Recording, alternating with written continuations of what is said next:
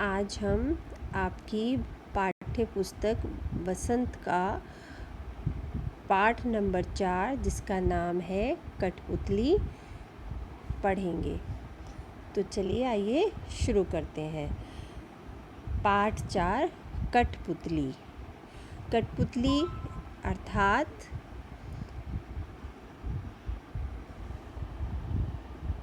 काठ की गुड़िया।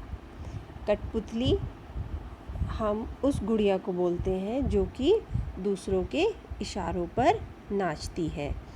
तो यहाँ पर इस पाठ में हम एक कठपुतली की मनोस्थिति को पढ़ेंगे कि वह क्या सोचती है, वह क्या इच्छा रखती है और वह किस प्रकार से अपनी इच्छा को व्यक्त करती है।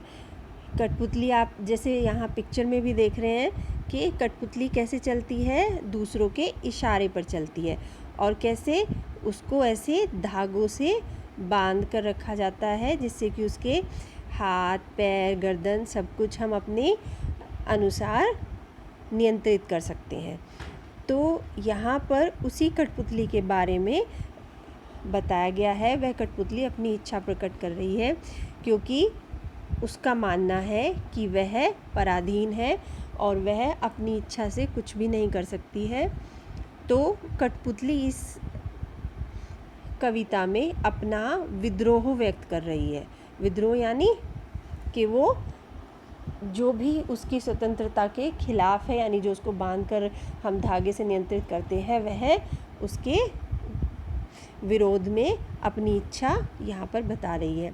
इस कविता को किसने रचित किया है? भवानी प्रसाद मिश्र ने। तो इसके रचयिता कौन है? भवानी प्रसाद मिश्र। यहाँ आप देख सकते हैं। तो चलिए पढ़ते हैं। कठपुतली। कठपुतली गुस्से से उबली, बोली ये धागे क्यों है मेरे पीछे आगे। तो कठपुतली क्या कहती है कि ये जो धागे हैं जिनसे कि आप देख रहे हैं, उसके हाथ, उसके पैर, उसके गर्दन को बांधा हुआ है कि ये धागे मेरे आगे पीछे क्यों हैं। इन्हें तोड़ दो, मुझे मेरे पाँव पर छोड़ दो। मुझे इनसे आज़ाद करो। मैं स्वतंत्र होना चाहती हूँ और मैं अपने पैरों पर स्वयं खड़ा होना चाहती हूँ। सुनकर बोली और कठपुतलियाँ। उसकी बात सुनकर, उसकी स्वतंत्रता की इच्छा को सुनकर और जो बाकी कठपुतलियाँ हैं वो भी क्या कहती हैं कि हाँ, बहुत दिन हुए हमें अपने मन के छंद छुए। कि हाँ, हमें बहुत दिन हुए, हम सिर्फ दूसरों के इशारों पर नाचते हैं। हमारी क्या इच्छा है, हमने अपनी इच्छा के अनुसार कोई अपने मन का काम किया ही नहीं है। तो हम भी चाहते हैं कि हम अपनी इच्छा के अनुसार काम करें। मगर तभी कठपुतली क्या सोचती है? देखिए, पहली कठपुतली सोचने लगी, ये कैसी इच्छा मेरे मन में जगी। लेकिन तभी कठपुतली अचानक से उसका जो हृदय है वो परिवर्तित होता है और वह कहती है कि यह कैसी इच्छा मेरे मन में जगी, यानी ये मैंने क्या सोच लिया। यदि ये धागे ही नहीं होंगे तो कठपुतली कैसे चलेगी, कैसे नाचेगी।